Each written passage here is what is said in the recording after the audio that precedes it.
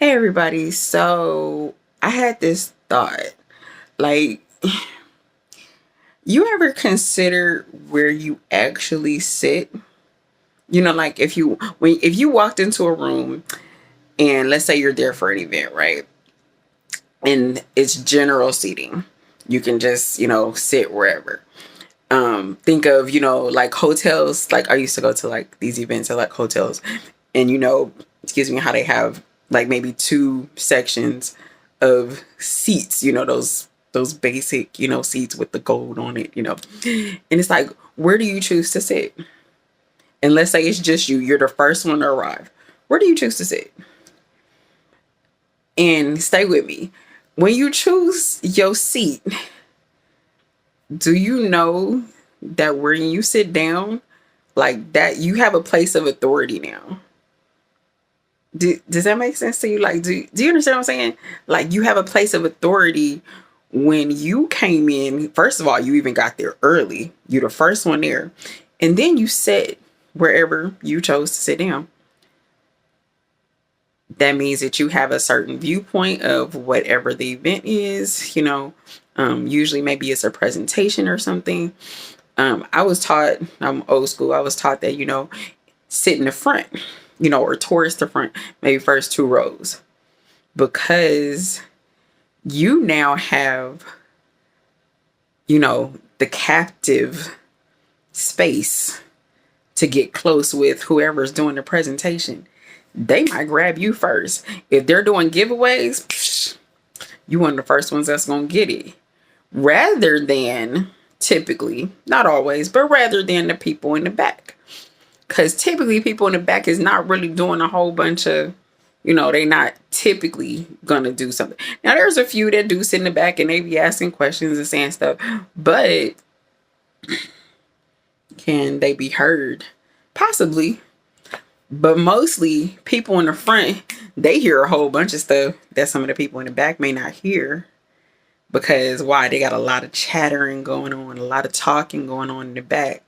People trying to catch up with each other. Hey girl, hey so and so. And so you in the front, you usually get all the goodies, let's say, right? You get all the goodies because you're in the front. And I don't know, I was just thinking about that right now, and I'm just like, hey, have you thought about where you've been sitting? And where you have placed yourself, as this is, what is it? It's today like the 3rd, I think, like the 3rd of December. So it's the 3rd day of the month to the last, the 3rd day of the last month of the year, of this year. Now, fiscal year, I forgot exactly how it works. Don't quote me on that. But it's the last month of this year of 2024. Have you positioned yourself in a place where you can get the goodies? And if you haven't, guess what? You still got time. You still got time. So position yourself. Take a minute, take about 10 minutes today and just really, really think about where you're positioned. It doesn't matter where you were yesterday. Today is a brand new day. And God has a brand new gifts and blessings and all kind of things available to you today. At it's 10:30 right now for me in the morning, and the sun has come out. So it's just like, and I noticed that as I took time this morning to sit, I got some goodies this morning. God started showing me some things this morning, and it's a $1 million gift. You want to know what the $1 million gift is? I'm gonna make a video on it. Okay. So I give you the quick freebie. I give you one. When you sit in quietness, no music, nothing else, I put my phone away from me and I just closed my eyes and I sat there and I started to literally think about the Lord. I started singing a song. This old song that I remember used to sing all the time, and it was one of my favorite ones. First song I ever really cried on, and I felt like the Holy Spirit's present, which is, I love you, Lord, and I lift my voice to worship you. Oh, Oh, my soul, rejoice. Take joy, my King, in what you hear, and let it be a sweet, sweet song in your ear. Yeah. So like that song, and from that song, the Holy Spirit started jumping and giving me a whole bunch of different songs that I remember listening to, hearing. Another song that came along with that. It was like a whole medley of songs, and it was and I will sing, and I will sing his praises forever and ever. And God, he reigns. God, he reigns. Holy is the Lord of heaven. God, he reigns. God, he reigns forevermore. That's an old one from what is it? Oh, Hillsong. Like with Darlene Shake years ago. Oh my gosh. Love that song. You may not love their music, but that song was like my everyday when I was on my way to work at like 2 o'clock in the morning. Used to work at the airport. That song was like my everyday. So like that song.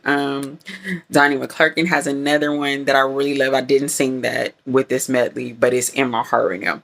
Create in me a clean heart and purify me. Purify me. Create in me a clean heart so that I may worship thee. Cast me not away from thy presence. Please don't take your spirit from me. And restore the joy of salvation so that I may worship thee. That one is Donnie McClurkin. And it's also from the book of Psalms, Psalm 51. So that came from when David was, he had just sinned. I mean, major sin. He had just committed adultery, like the actual physical act of it. I don't know, for quickly, y'all commit what adultery is really you stepping out. In this case, he was married and he stepped out and had sexual relations with a woman who was also married. And so they committed adultery, had a kid, and then the Lord allowed that child to die. Yeah, you can read that story. Go back in your story. Go back in the Bible, and Old Testament, and read about that story. That's a whole child. That story, like, is better than soap operas. But anyway, I wanted to mention that because sometimes we get so high and mighty. God has been talking to me a lot about pride. From every sin springs forth from pride, because you're prideful about, like David was like, oh, I can do whatever I want to. I'm a king now. And he got high and mighty. Okay, I can get with this. I can kill this one. I got all kind of authority. Now, he was a man after God's own heart, but he was also human, and he decided he was going to do whatever he wanted to. Again, his seat of authority, God had placed him in the front. You get all the goodies, but that don't mean you should be taking all the goodies for yourself and doing whatever you want to do that is against what God has told you to do. He put you in charge, and I'm saying you as in David. He had put David in charge of people, of his own people. He chose it. He handpicked David, put him in a position to be in front before he was even actually, crowned as king. He was anointed as king early, but before he was actually crowned as king, like he gave him a lot of authority. And it was like, okay, he was walking with the Lord. But as soon as but at a point after he had become king and crowned king and doing the duties of king, He decided, oh, I can take a little bit over here, take a little bit of that butter, take a little bit of that cheese, take a little bit of that cake, you know, and that's what he was doing. So you have to be careful that because you have been given and you've been positioned into a place of authority, do not get all big minded, big headed. Like my grandpa tell me, he's like, don't get the big head. This is a phrase he uses because he plays basketball. Yeah, my grandpa still play basketball. He is like 80-something years old. He be playing basketball. This is my new grandpa out here. And so it's like, yeah, my grandpa be telling me like, don't get the big head. Yeah, don't get the big head. Because when you get that big head, you start thinking that you untouchable, you know. And don't think that you're untouchable because God has given you a position. No, you need to honor that position. You need to be kind to people. Don't start being mean to people and, thinking that you can just do whatever, however you want to without checking with the Lord. You always need to check in with the Lord and ask him, hey, Psalm 139, Lord, search my heart. You know me. You've created me.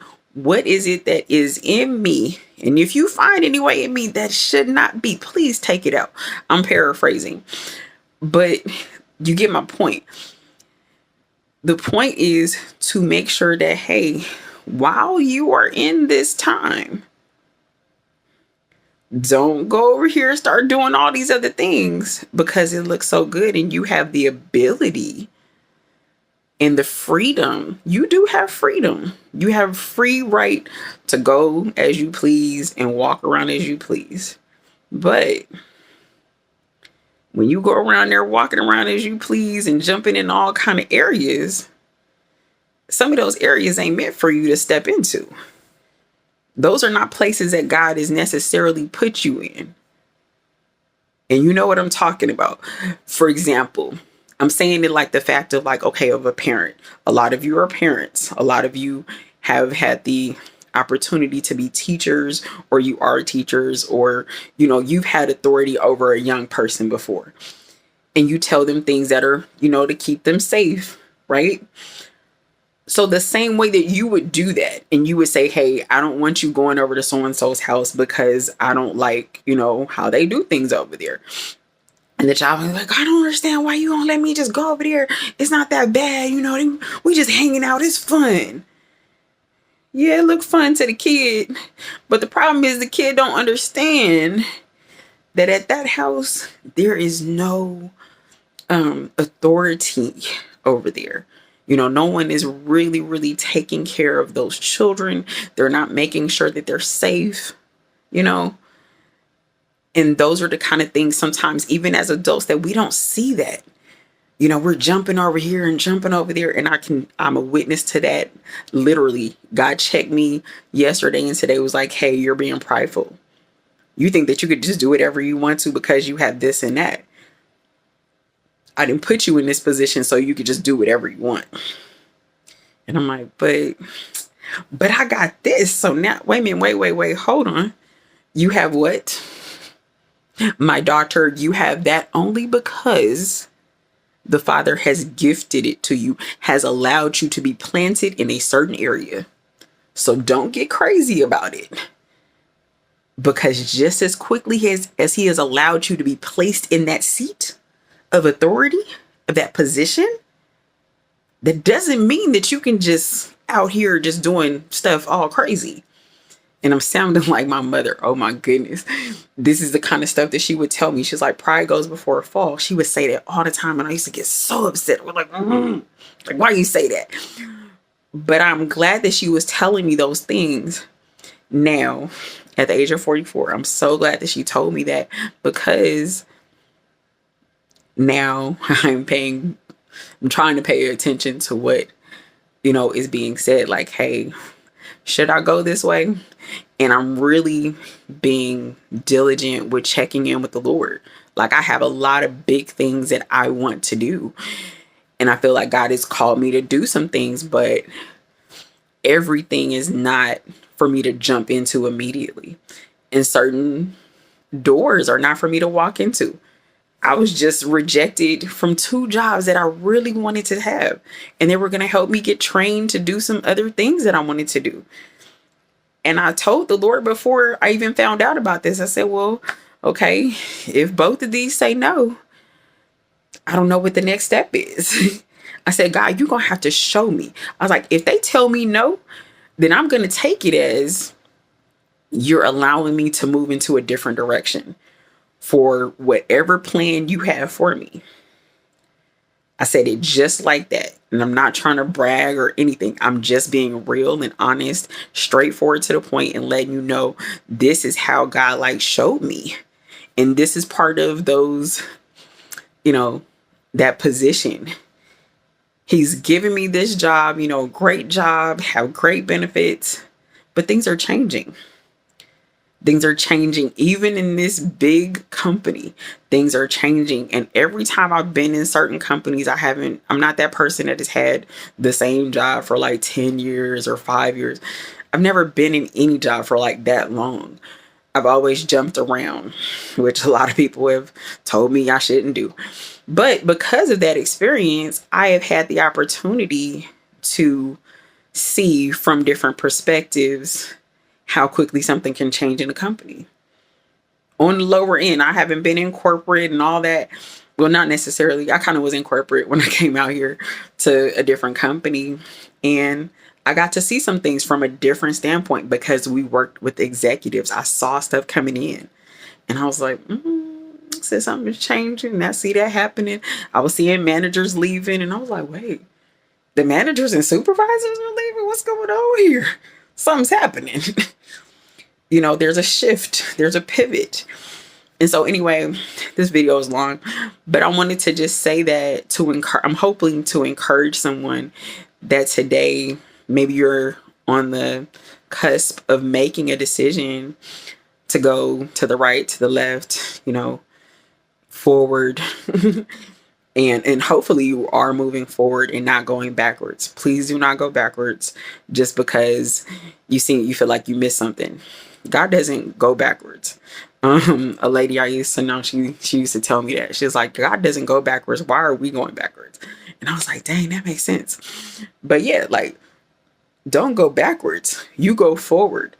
Look at Lot's wife in Sodom and Gomorrah when the angel was telling him, okay, you got to hurry up and leave the city because we are about to burn this place down.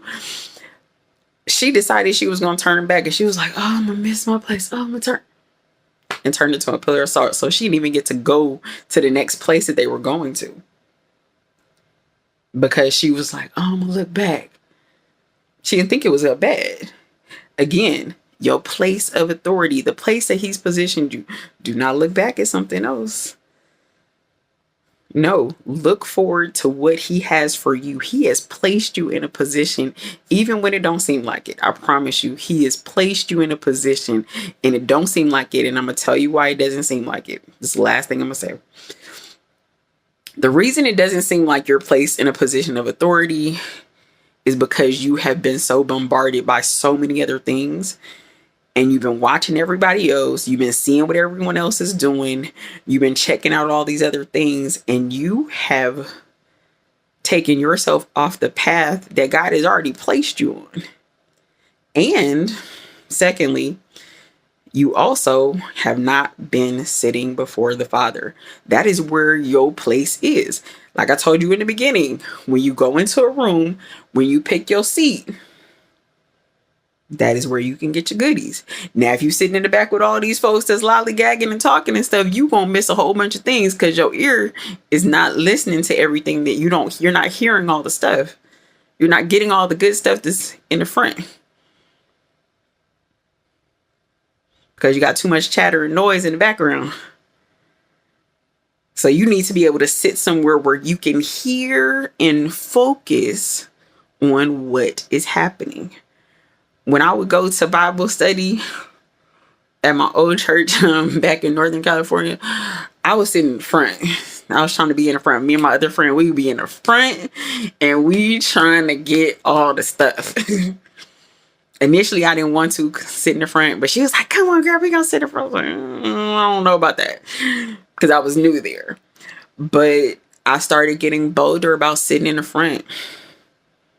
I wanted to ask questions. I wanted to know what was going on. What's really the whole thing. Plus, my eyesight wasn't that great.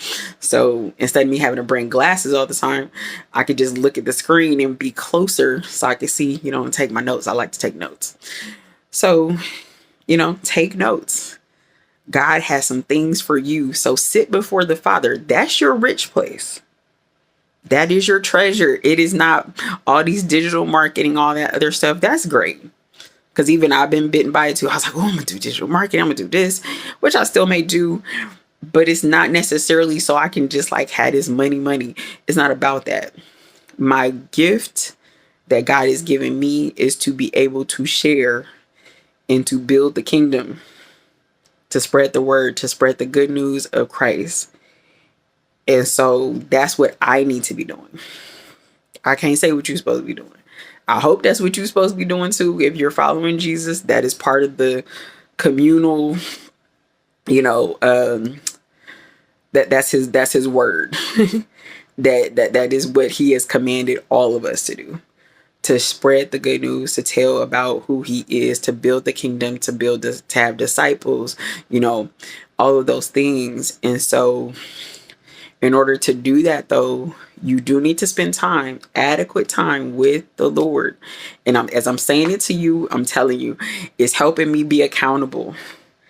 Because I don't always be doing it. Your girl don't always be doing it. But I am on a different level right now. I've put away some things, a lot of things. I got rid of things that I should not be having that were distracting me. And I'm trying to put more focus on what the Lord is wanting me to do. I think I showed y'all one of my books that I'm doing. I'm still in the early part of this book. It's called Seeking Him, Experiencing the Joy of Personal Revival, a 12-week Bible study by Nancy DeMoss, Wolgemuth, and Tim Grissom. It's like, yeah. You can see that one. And then this other one that I just started too. This is The Bait of Satan by John Bevere. Living Free from the Deadly Trap of Offense. And of course, like my Bible, my regular just Bible. And I just pull out that. I also have, Echoes. I just started this one again. I don't go to Sunday school all the time, but I have this one. I just pick out different things. This one it's talking about worship in the covenant, which is the contract. If you don't know, covenant means like contract, it's your agreement. So like, how you signed up for when you signed your lease or maybe your mortgage for your home, that is an agreement that you will do this, thus, and so all the things that's written down in that agreement. You're agreeing to do those things. When you signed up to get your car, you have an agreement. When you got your driver's license and you signed off, you're saying that you are going to be a responsible driver. You will abide by the laws of the area where you live while you're driving vehicles, And so this is from Genesis, Exodus, 1 Kings, 2 Kings, 2 Chronicles, Isaiah, Psalms, and John. And so, these are things that I have been trying to implement in my daily walk. There was another book that I read too. The book by John Piper is called Don't Waste Your Life. I read that. So good. I read another book, I think it was 3 times I read it now, by Jackie Hill Perry, Holier Than Thou. Man, that book was so good, and it really helped me to stay focused on what the Lord was telling me to do at that time. I also have this book. It's called, it's a workbook actually, called The Sabbath Practice, which I haven't really been doing. It's called Practicing the Way. It is by, I forgot who it's by. I think it's by this guy, John Mark Comer, Practicing the Way, which I haven't really fully read this one either. I need to go back to it. Become like him, do as he did. And it's a podcast too, Practicing the Way. It's on I think all like platforms. But yeah, I try and listen to stuff like that to help me to stay on point with where God is like taking me, listening to other people who have been through things and who are really wanting to continue walking in the way of the Lord. But yeah, that's that's kind of it. This is really long, so I'm going to end it here. I hope that you have a good rest of your day. I'm going to get some rest, and before I have to actually clean up, I need to do some cleaning up. My apartment doesn't look that great, so but we're gonna try and get some work done. And but first I need to rest. I've already eaten, and it's time for me to get a little rest because I worked last night. So I'm glad to be back on here, and I love all the ones who are, watching my videos. I appreciate it. I'm really not here to be like, some media star or anything like that. Don't really care. It's more about encouraging you, loving on you. Take care of yourself, please. Make sure you drink some water, and eat something really good for yourself. And just, get some rest as you can, and take advantage of being able to sit in front of the Lord. There's a lot of people who around the world who wish that they could just freely sit in front of the Lord, that they could have hope. Some people don't have hope like that. And so Jesus creates a hope, or not creates, he is the hope. He's hope when you don't feel like things are going to go right, or go well. He is hope, and you can believe him and trust him that he will do what he has promised to do. So anyway, I will talk to y'all later. Love you. Bye.